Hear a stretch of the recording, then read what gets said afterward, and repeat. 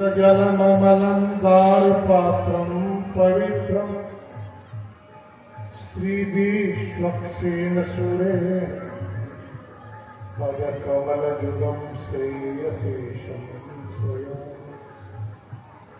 कासायशोभिकमनीयवरं त्रिदण्डं सेने सजोगिपदपङ्कजभृङ्गराजम्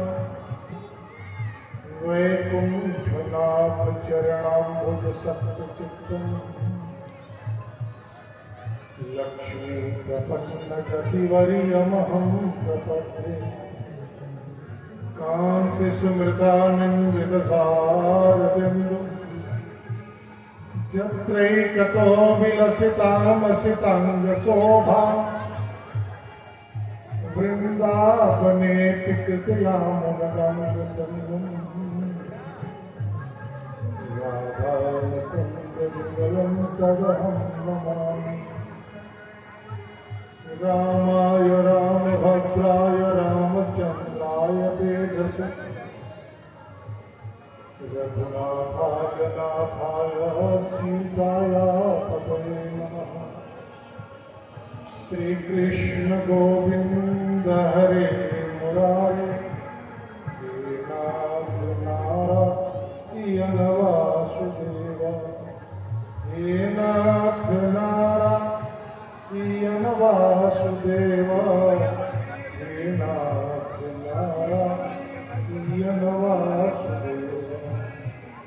श्रीकृष्ण गोविंद हरे मुरारे हे नाथ नारायण वासुदेव। प्रेम से बोलिए भाष्यकार भगवान श्री रामानुजाचार्य स्वामी जी महाराज की जय।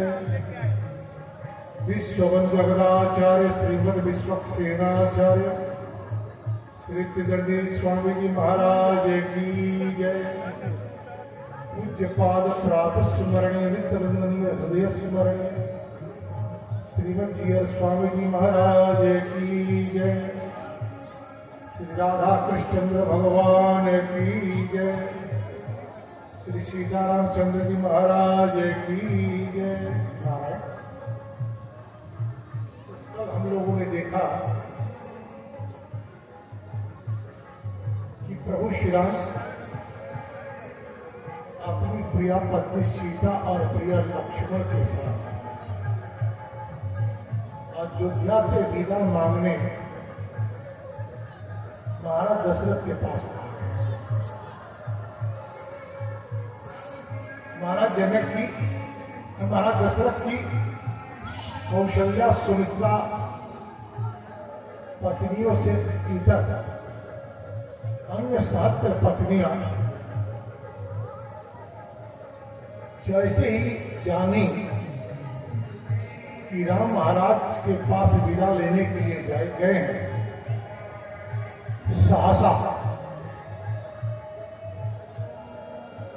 उफनती हुई नदी की तरह वेग के साथ महाराज के कैकेयी के राजभवन को हाराम करते हुए अपनी इन माताओं की दशा देख भगवान राम, सीता और लक्ष्मण की आंखें भी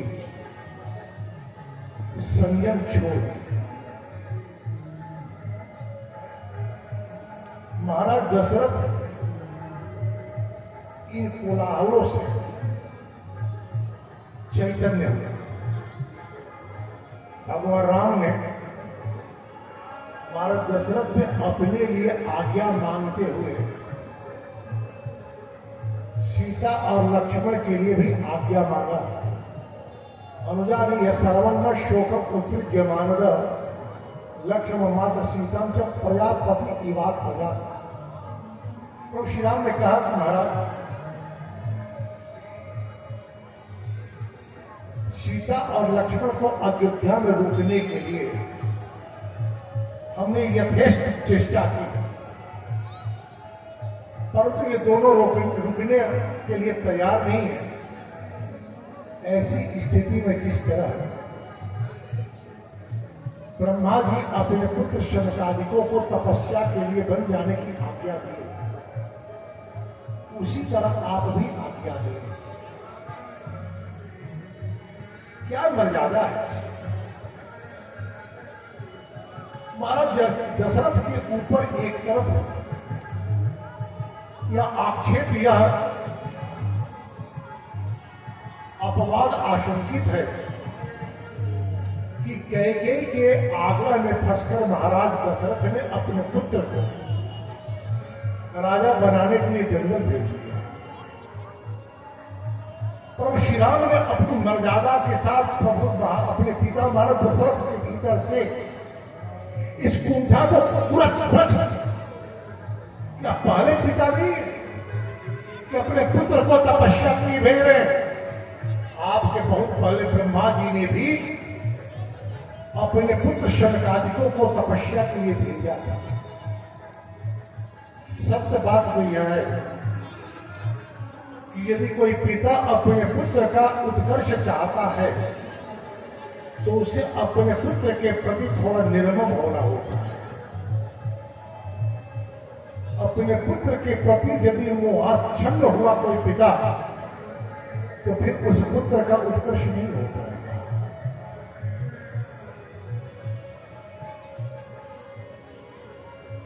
प्रभु श्री राम की इन मर्यादा युक्त वाक्यों को सुनने के बाद महाराज दशरथ भी बड़े ही मार्मिक वाक्य बोले, हम राघव कैकेयी वरदानी न मोहिता। आपके इस मनगमन की आज्ञा मैं कैसे दूं?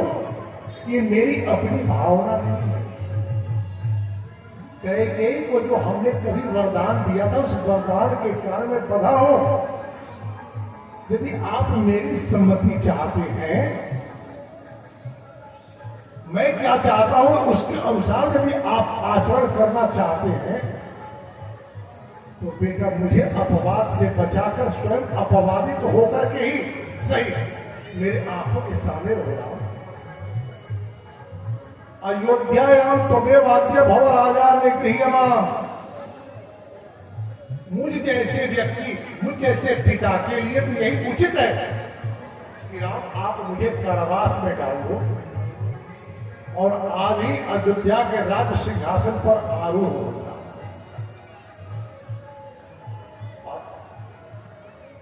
तर्कपूर्ण है। यदि कैकेयी को महाराज दशरथ ने वरदान दिया है, उस वरदान के प्रति आग्रही है कैकेयी, तो राम का राज्याभिषेक की घोषणा भी तो महाराज ने ही की है। राम के जिन गुणों का वर्णन करते हुए महाराज दशरथ ने अपने सभासदों के बीच राम के राज्यारोहण की इच्छा व्यक्त की।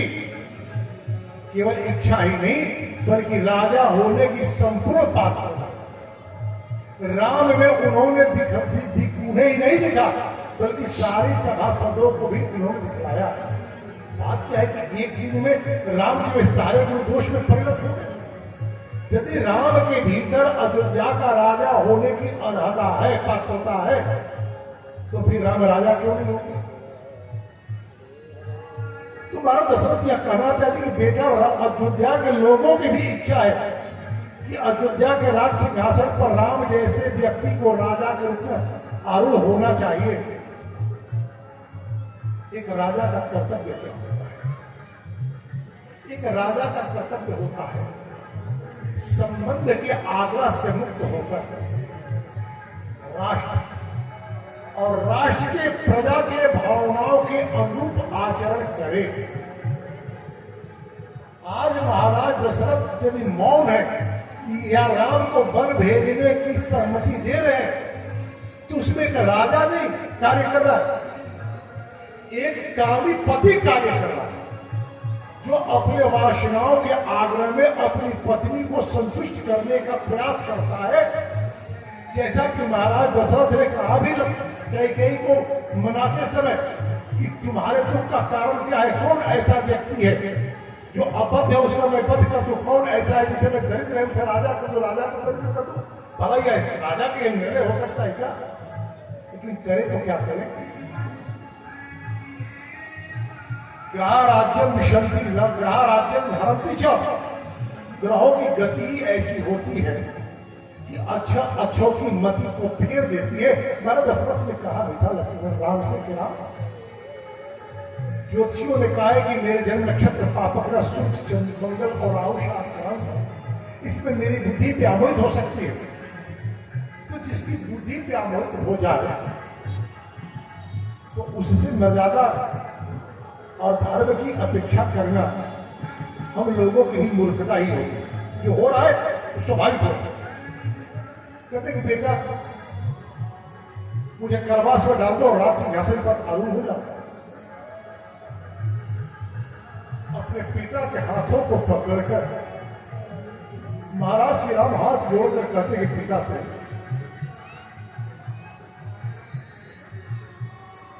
मैं तो चाहूंगा भगवान वर्षा शस्त्राय प्रतिज्ञाधिपते पति अहम त्वारण्य वक्ष्यामि नौमे राज्य से कांक्षित। मेरी इच्छा है कि आप हजारों वर्ष तक अयोध्या के राज सिंहासन पर आरूढ़ रहे, स्वस्थ रहे, जीवित रहे। मुझे राज्य की इच्छा नहीं है। हमारा दशरथ कहते कि बेटा स्त्री से वृद्धे तात पुनरागमनाय च गच्छस्वरिष्ठ अभ्यग्र बंधन अकुतो भयम्। मैं तो वरदान के बंधन में, मोह के बंधन में फंसा हूं। अब तुझे रोकना संभव भी नहीं, क्योंकि जैसे मैं सत्य दृष्ट हूं वैसे ही तुम भी सत्य दृढ़ हो। तो मैं तो यही कहूंगा कि अपने कल्याण के लिए, अपनी वृद्धि के लिए और पुनः लौट कर आने के लिए आप बन जाओ। आपकी वन यात्रा निष्कलुष हो, कोई आपत्ति न हो, लेकिन एक प्रार्थना है लाभ, एक रात और ठहर जाओ। अपनी आंखों से तुझे मैं कम से कम देख तो लूं। और भगवान राम कहते महाराज पश्चामी ज्ञानत्य गुणान को में स्वास्थान प्रदाश्यति। ठीक है, आपके कहने से मैं आज रुक जाऊंगा। आप मुझे सारे राजोचित भोग दे देंगे, लेकिन कल से कौन देगा? कल तो मुझे वन में जाना है। तो यदि कल जाना है तो आज ही मैं क्यों न चला जाऊं? इसलिए यम सराष्ट्रा रासजना धन धान्य शराकुला मैं विशिष्ट वसुधा भरत आया प्रत्येता। इसी क्षण से मैंने राष्ट्र और यहाँ के निवासी मनुष्यों के साथ धन धान से संपन्न यह सारी पृथ्वी हमने छोड़ दी। आप इसे भारत कर देंगे। इतना कहकर भगवान राम बन जाने का अपना निर्णय स्पष्ट कर। हमारा दशरथ के क्षमता की सीमा नहीं रही। राम को अपने हृदय से लगाए और अचेत हो गए। अब तक केवल और केवल महाराज दशरथ ही कैकेयी को समझाने का प्रयास कर रहे हैं।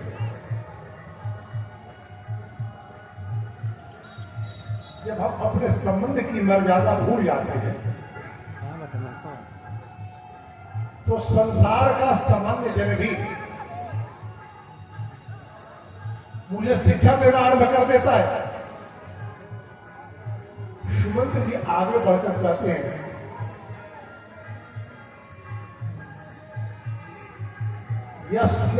यस्यास्तव पति त्यागो त्यक्तो राजा दशरथ स्वयं भरता सर्वस्व जगत स्थावर चराचर। देवी तुम्हें संपूर्ण चराचर जगत के स्वामी स्वयं अपने पति महाराज दशरथ का त्याग कर दिया।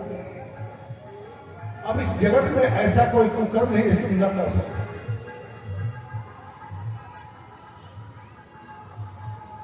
संस्कार आज तो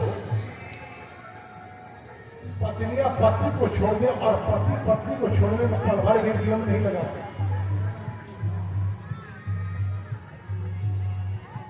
हमारे सनातन धर्म की मर्यादा रही है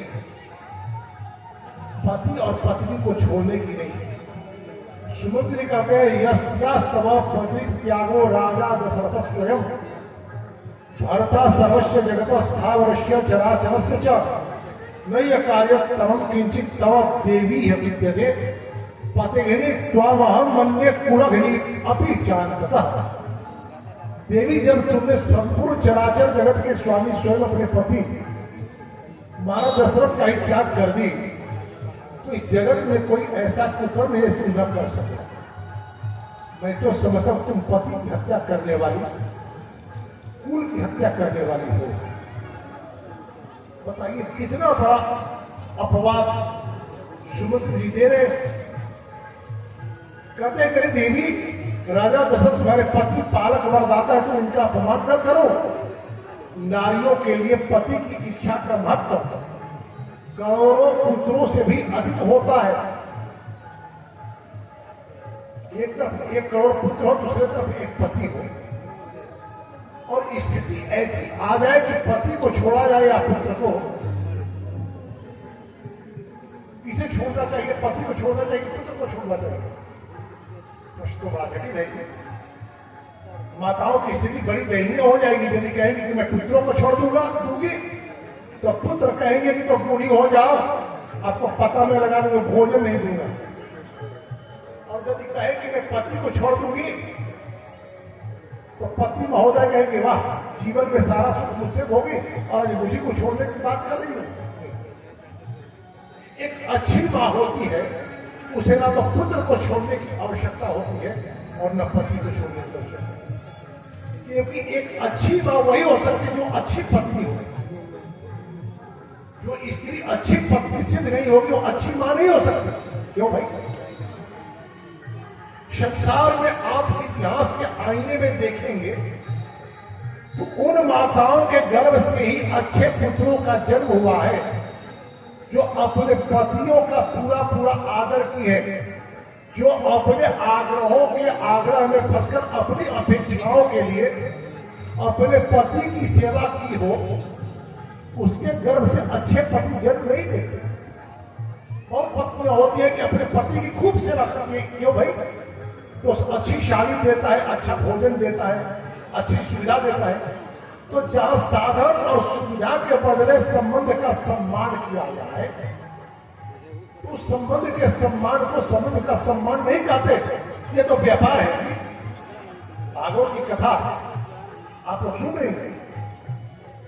धुंधकारी की एक नहीं 5 पत्नियां थी, पांचों बड़ा प्रेम करती थी, लेकिन जब उन पत्नियों को लगा कि यह मेरा प्रेम पाने के लिए जो अनीति पूर्वक धनार्जन कर रहा है, यह बात यदि राजा को ज्ञात हो गई तो राजा धन भी ले लेगा और इसको भी ले जाएगा।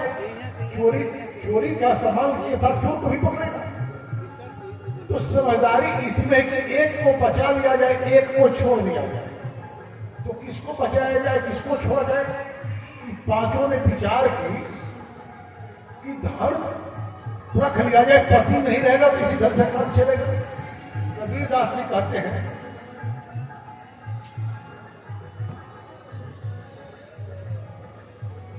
यह भी एक समस्या है।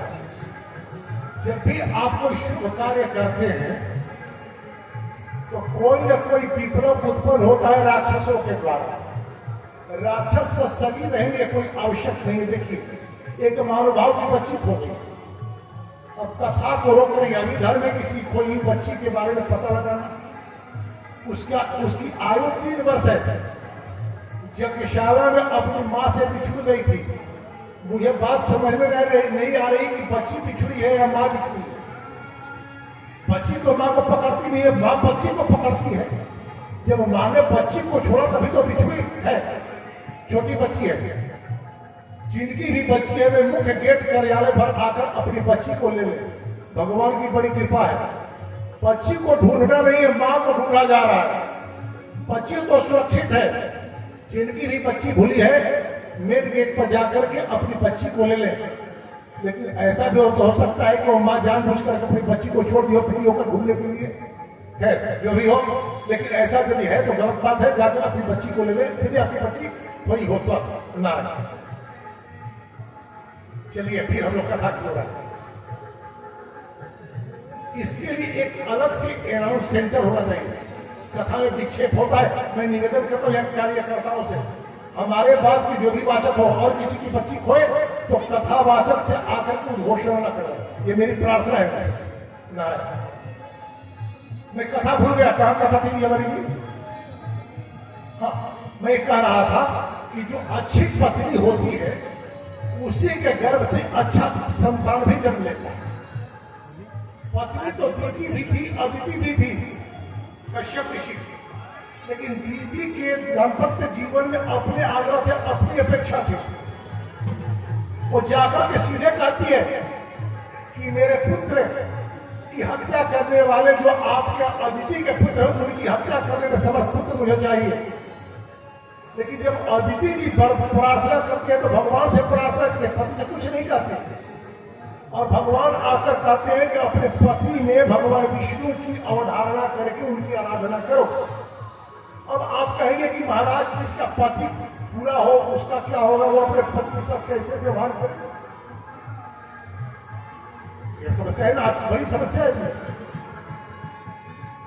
तो पराशर स्मृति में कथा आती है कि जैसे एक सपेरा अपने बीन के धूल से सांप को बीन से निकाल करके अपने इशारों पर नचाता है, उसी तरह एक अच्छी पत्नी अपने सद्व्यवहार प्रेमपूर्ण आचरण से दुराचारी पति को भी अपने प्रेम में अनुरक्त कर लेती है। इस विषय में एक छोटी सी कथा है, उसे कहकर के मैं आगे बढ़ूंगा। एक देवी थी, नाम था उनका शांडल्ली। उनका पति वेश्यागामी था। अपने पत्नी का सारा धन कपड़ा गहना लेकर के उस वेश्या को दे दिया जिसे वो प्रेम करता था। समय के साथ धन समाप्त हुआ और उस शांडल्ली के पति को कुष्ठ भी हो गया। तो कुष्ठ का तो कारण नहीं, कुष्ठ का होना वेश्याएं तो होती है, उन्हें पैसा दे, सुविधा दे, आपसे प्रेम करेंगे। एक दिन वेश्या जा रही है, उसी रास्ते से शांडल्ली के पति ने इशारा किया, बुलाया, वो नहीं आई, तो रोने लगे। शांडल्ली आई और कही, क्यों रो रहे हैं आप? तो कहते हैं कि तो आज तक मेरे एक इशारे पर नाचा करती थी, आज मेरे बुलाने पर भी नहीं आ रही है। शांडल्ली ने कि इसके लिए इतना अधीर होने की आवश्यकता नहीं है। अपने गोद में उठाई और लेकर चली उस वेश्या से प्रार्थना करने के लिए कि मेरे पति के भावनाओं का आप एक बार आदर कर दो। ऐसी पत्नी जब लेकर चली, रास्ते में अनिमांडव पे थे, भागवत की कथा है, अनिमांडव पे थे, उनके अंगों से स्पर्श हुआ, अनिमांडव ने शाप दिया, कौन दुष्ट है, जाओ सूर्योदय होते प्राण निकल जाएगा। शांडल्ली ने अपने पति को वहीं रख दी और कहेगी, बाबा जी सूर्योदय नहीं होगा, यदि सूर्योदय होने से मेरे पति का प्राण जाएगा तो सूर्योदय को मैं सूर्य को उदय लेने ही नहीं दूंगी। बात पहुंची ब्रह्मलोक, आकार मचा, चारों तरफ अंधकार। देवी अनुसुईया को ब्रह्मा जी ने बुलाया कि सती को कोई सती समझा सकती है, आप जाओ। और सूर्या देवी गई और कही, अरे आपके पति रोगी हैं, इनको कष्ट है, अच्छा है इनका शरीर छूट जाएगा। शांडल्ली ने कहा कि आप एक स्त्री होकर के ऐसी बात कर रही है, चाहे कैसे भी हो, मेरे सौभाग्य का चिन्ह यही तो है, इनके बल पर ही तो मैं सौभाग्यवती हूँ। तो अनुसुईया जी ने कहा कि देवी, आप इन्हें शरीर का परित्याग करने दें, मैं पुनः इन्हें नवजीवन दिला दूंगी।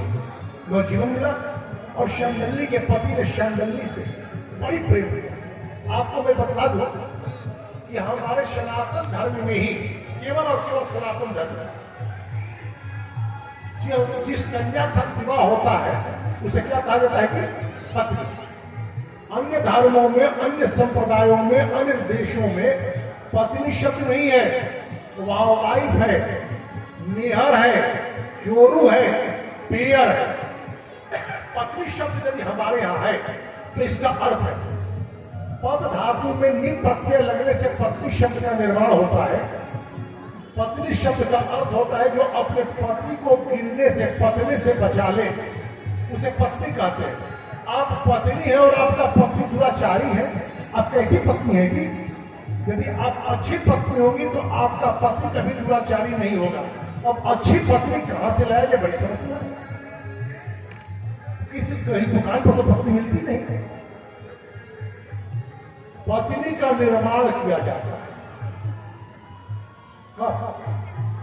उसके लिए बहुत दिन की आवश्यकता नहीं, एक समय है, मुश्किल से 2 मिनट 1 मिनट लगता है, उसी में पत्नी का निर्माण हो जाता है। जो हमने बतलाया था एक दिन कथा में कि स्पर्श दीक्षा है विवाह।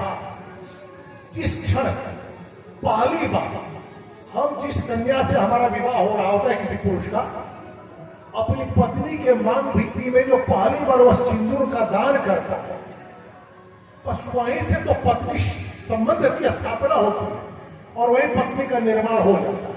तो अच्छे समय में यदि आप विवाह करेंगे तो आपके जीवन में अच्छी पत्नी मिलेगी। और यदि अच्छे समय में विवाह नहीं करेंगे, बड़े बाजा बजा करके नाच नचा करके बड़ा खर्च कर करके विवाह होता है और उसके बाद और एक लगा करके केस किया जाता है और रोज कचहरी जाना पड़ता है, भगवान न करे किसी को जाना पड़े। लेकिन आज जो स्थिति बन रही है, उस स्थिति को देखकर लगता है कि भारत तो भारत रहेगा नहीं। पश्चिम के देशों में ऐसी संस्कृति है।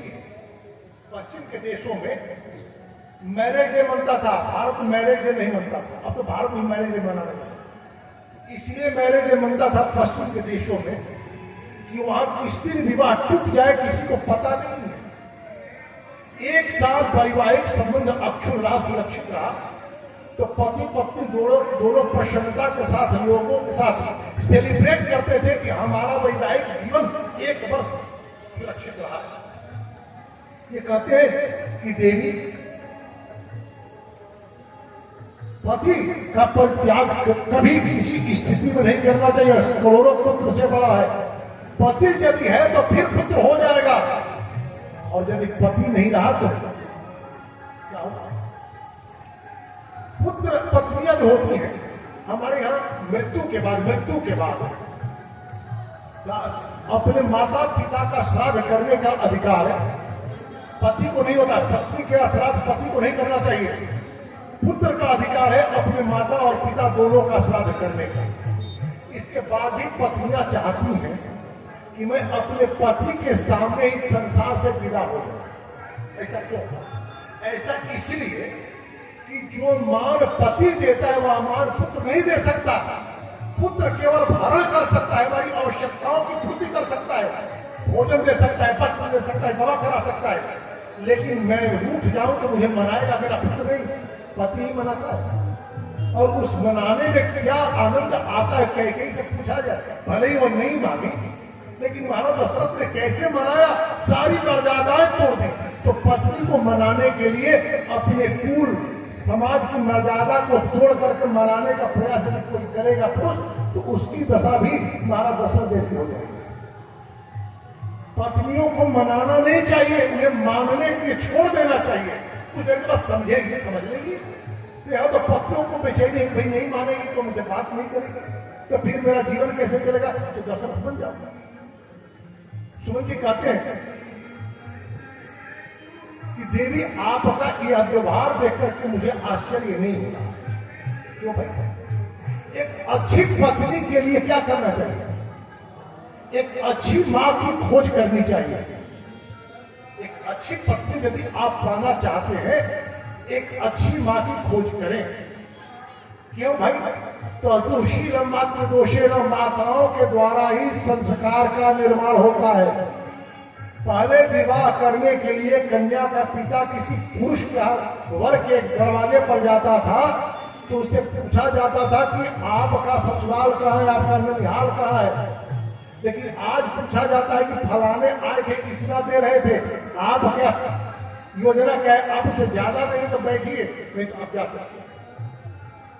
महर्षि शांडिल्य ने कहा कि जहां वैवाहिक संबंध की स्थापना करते समय लोक समृद्धि ही पात्रता का निकष व स्केल हो तो विवाह नहीं होता। विवाह के बाद व्यक्ति धनी या गरीब हो जाता है। धनी होना चाहते हैं वैवाहिक जीवन में तो तुला लग्न में विवाह करें, मेष राशि के सूर्य रहते, वैशाख महीने में आप विवाह करें, दिन में सूर्यास्त के समय तुला लग्न होगा, उस समय विवाह आप करेंगे तो आपकी पत्नी धनी हो जाएगी। पत्नी धनी कैसे होगी? पत्नी कमाई जाएगी क्या? आज की पत्नियां तो कमाने भी जा रही हैं। हमारे यहाँ पत्नियों को कमाने की आवश्यकता नहीं थी। पतियों के कमाई पर बिना घोषित किए ही उनका सर्वाधिकार था। पति आता था, कुर्ता निकालता था और उसकी पॉकेट मारी कर ली जाती। तो दुखी नहीं होता था पॉकेट मारी से, क्योंकि उसे पता था कि मेरे पॉकेट का पैसा कहीं बाहर नहीं गया है, मेरे घर की जो स्वामी है वही निकाल कर रख लिए कि कहीं मैं अपव्यय न कर बैठे। तो इस तरह से पति और पत्नी के जीवन में यदि संबंध में समन्वय हो, समझौता नहीं, समन्वय हो, और पति कमाता हो तो उसकी कमाई पर सारा अधिकार पत्नी का होता है। कहते सुमंत्र जी की जो कैकेयी में यह प्रवृत्ति है, यह कोई नई बात नहीं, इसके माता से आया है।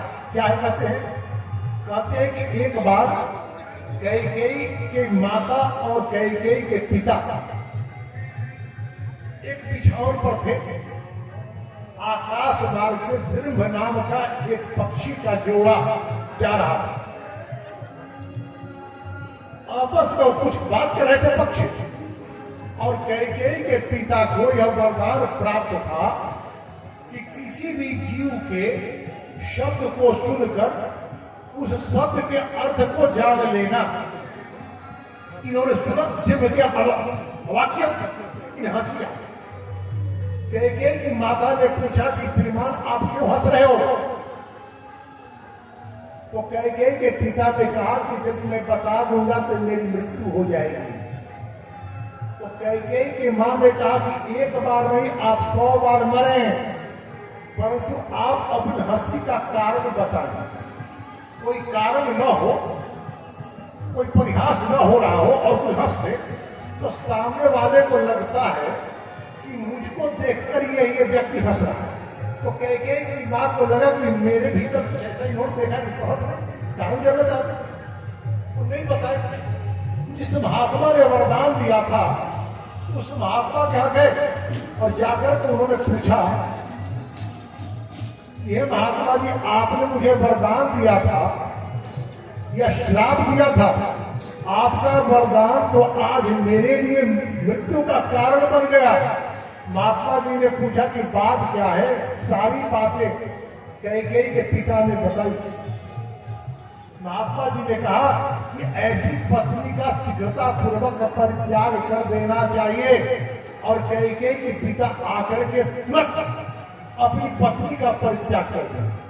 लेकिन कैकेयी को ही नहीं, महाराज दशरथ की ओर पलटते हुए कहते हैं सुमंत्र जी, लेकिन बात समझ में नहीं आ रही कि इन सारी घटनाओं को जानने के बाद भी महाराज दशरथ कैकेयी के प्रति इतने अनुरक्त क्यों हैं कि कैकेयी का परित्याग नहीं करते रहे, अपने जीवन का परित्याग करने के लिए तैयार है।